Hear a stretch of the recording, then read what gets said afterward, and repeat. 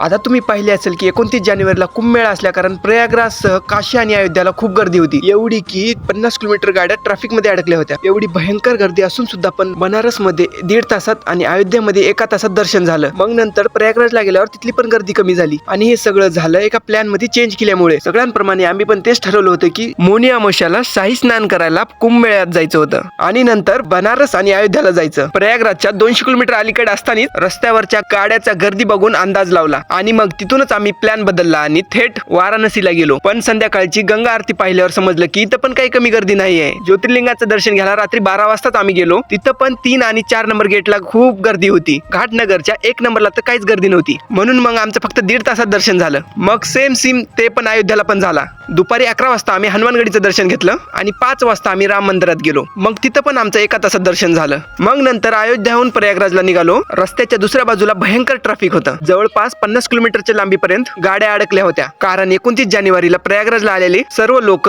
काशी आणि अयोध्याला जायला निघाले होते. याचा फायदा आम्हाला असा झाला की प्रयागराजला पोहोचलो की थोडीफार गर्दी उरलीच होती. त्यामुळे आम्हाला निवांत मध्ये त्रिवेणी संगमावर आंघोळ करायला भेटले. आणि हा, प्रयागराजला येत असाल तर तुम्हाला जास्तीत जास्त 10 किलोमीटर ते 20 किलोमीटर चालायची सवय असली पाहिजे, जेणेकरून तुम्हाला चांगला प्रवास आणि सुखमय प्रवास होईल. हर हर गंगे.